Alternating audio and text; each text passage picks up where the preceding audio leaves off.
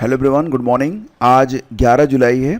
चौधरी चरण सिंह विश्वविद्यालय मेरठ में पीएचडी में एडमिशन के लिए प्रक्रिया स्टार्ट हो चुकी है। इस पर चर्चा करेंगे और साथ ही साथ आज के अखबारों में जितनी भी खबरें आई हैं उनके जिस्ट को भी देखेंगे, यानी कि सार संक्षेप।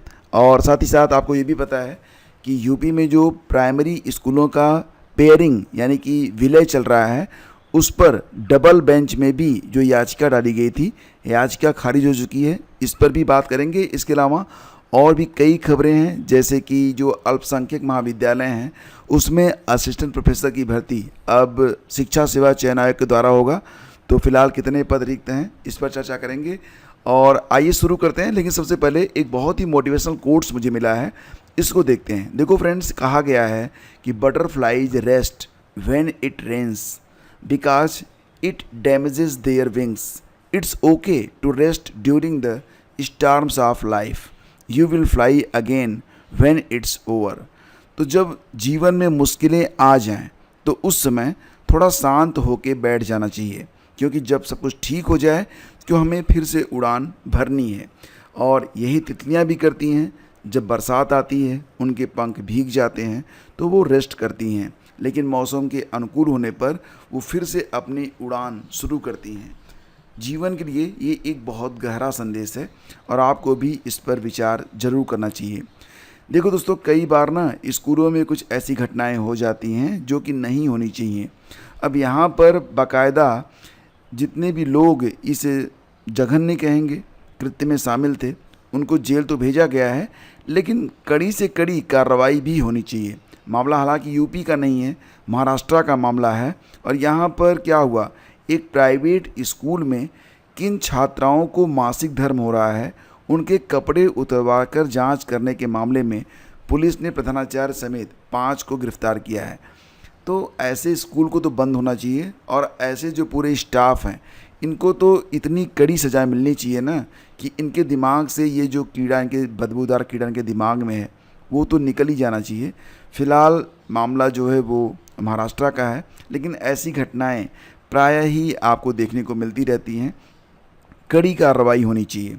फिलहाल आगे बढ़ते हैं और आपको बता दें कि बिहार लोक सेवा आयोग के द्वारा अब जितनी भी भर्तियां आएंगी सरकारी स्तर पर, तो सभी भर्तियों में, मतलब जो भी सीधी भर्तियां होंगी सभी भर्तियों में महिलाओं को, जो कि बिहार राज्य की मूल निवासी होंगी, उनको 35% क्षैतिज आरक्षण अनुमन्य किया गया है। यानी कि अब बिहार में जो भी भर्तियां होंगी सरकारी स्तर पर उनमें 35% महिलाओं को भरा जाएगा।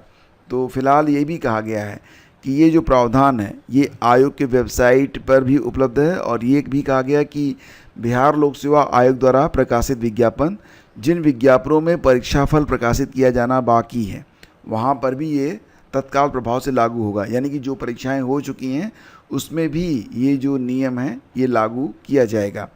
और माननीय इलाहाबाद उच्च न्यायालय की लखनऊ डबल बेंच में मर्जर मामले में दायर जनहित याचिका जो है वो खारिज हो गई है। तो जैसा कि आप लोग जानते हैं, अभी कुछ दिन पहले ही सिंगल बेंच और डबल बेंच और अब डबल बेंच में भी मर्जर का जो केस है ये खारिज हो चुका है और अब केवल सुप्रीम कोर्ट ही शेष रहा है। तो दोस्तों, यहाँ पर आप देखेंगे ना तो कुछ खबरें आ भी रही हैं। लाइक एज आप प्रयागराज में देखेंगे तो 20 से अधिक परिषदीय विद्यालयों के विलय का आदेश हुआ जारी। तो मिला जुला के यहाँ पर इस मामले पर कल लगभग 35 मिनट के आसपास बहस हुई थी और 35 मिनट में मतलब कई सारे प्रयास किए गए कि मामला जो है वो टिके, लेकिन मामला टिका नहीं। और अब ये जो मामला है हो सकता है कि सुप्रीम कोर्ट में ही जाए। और इसी के साथ निदेशालय ने शुरू किया अल्पसंख्यक महाविद्यालयों में रिक्त पदों की गिनती। तो जितने भी अल्पसंख्यक कॉलेज हैं कुल मिला के लगभग 1144 पद असिस्टेंट प्रोफेसर के हैं और प्रदेश भर में कुल 21 अल्पसंख्यक महाविद्यालय हैं। तो इनमें देखा जाए ना तो जैसे कि मुस्लिम, क्रिश्चियन और जैन महाविद्यालय हैं। बड़ौद, सहारनपुर, बिजनौर, फिरोजाबाद आदि जिलों में जैन समुदाय के महाविद्यालय हैं। लखनऊ, आजमगढ़, शाहजहांपुर और अन्य जिलों में मुस्लिम समुदाय, और वहीं पर लखनऊ, आगरा, कानपुर, गोरखपुर और अन्य जिलों में क्रिश्चियन समुदाय के महाविद्यालय हैं।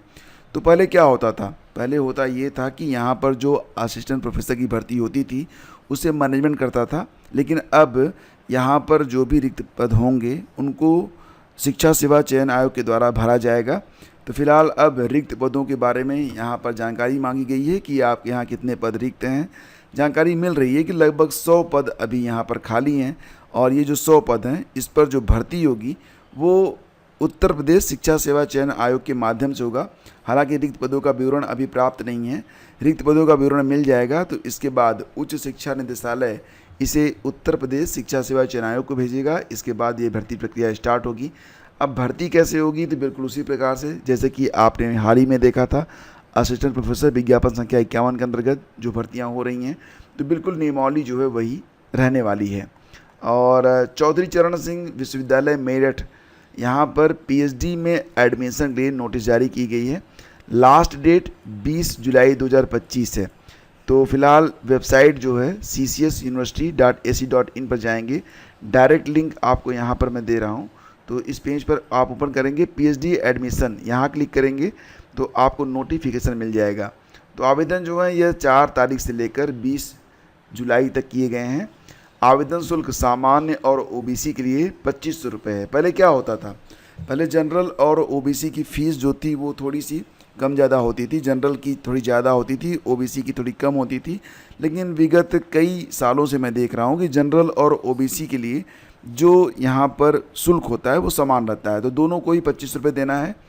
SC ST दिव्यांग अभ्यर्थी जो है 1500 रुपये देकर आवेदन कर सकते हैं। लेकिन ध्यान दीजिएगा कि यहाँ पर केवल अवमुक्त श्रेणी के अभ्यर्थी ही आवेदन कर सकते हैं। मतलब 4 कंडीशन है, देख लो।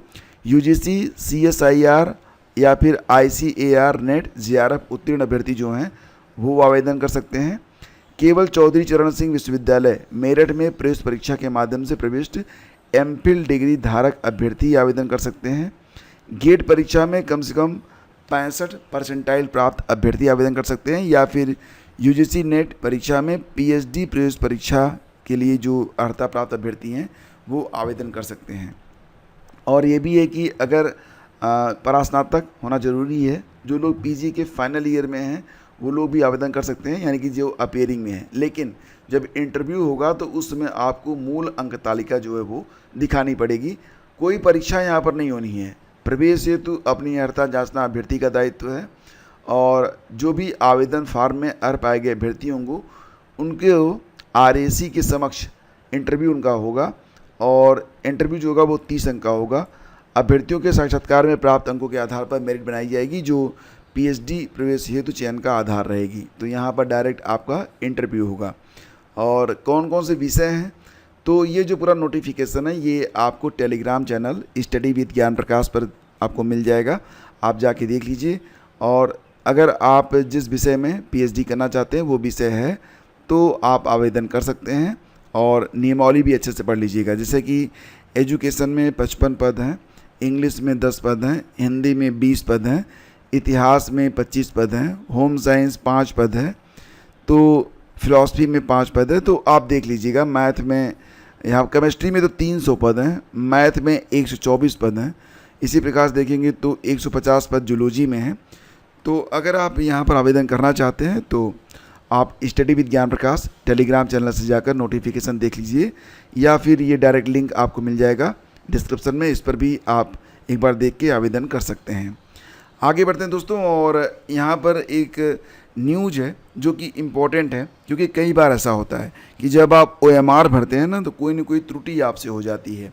नीट परीक्षा में भी ऐसी ही एक त्रुटि हुई थी एक छात्रा के द्वारा, जिसमें हाई कोर्ट ने उसे राहत दी है और कहा है कि गलती इंसानी फितरत है। तो क्या हुआ था कि OMR भरते समय अक्षिता सिंह नामक एक यहाँ पर एस्पिरेंट है, उसने क्या किया था कि बुकलेट सीरीज नंबर 47 की जगह भर दिया था 46 और बस OMR शीट नहीं जांची गई। और यहाँ पर यह भी कहा गया था कि OMR शीट दोबारा से जांचने का कोई प्रावधान नहीं है। लेकिन कोर्ट ने कहा कि अक्षिता ने जानबूझकर गलती नहीं की और फिलहाल भूलवश उन्होंने गलत बुकलेट संख्या भर दी है। तो योग्यता का मूल्यांकन उनका सही से करने के लिए दोबारा से कापी जांची जाए। तो हालांकि ऐसी गलतियां आपसे भी होती है ना, कई बार हुई होंगी, तो आपके लिए ये खबर भी इम्पॉर्टेंट हो सकती है, संदर्भ बन सकती है। ठीक है, आगे बढ़ते हैं। और 20 से अधिक परिषदीय विद्यालयों में विलय का आदेश। तो अब तो भाई विलय सरकार चाहे जिसका चाहे कर सकती है। और इसी के साथ एपीएस परीक्षा के बारे में भी आज के अखबारों में न्यूज़ प्रकाशित हुई है। एपीएस परीक्षा 2010 में धांधली, आगे की परीक्षाओं पर पड़ी भारी। तो फिलहाल अपर निजी सचिव परीक्षा 2010 में धांधली के मामले में सीबीआई ने दर्ज की थी एफआईआर और मुकदमा दर्ज होने के बाद एपीएस भर्ती 2013 फंसी थी और अब एपीएस परीक्षा 2023 का रिजल्ट भी अटका हुआ है। तो ये सारी अपडेट आज के अखबारों से है।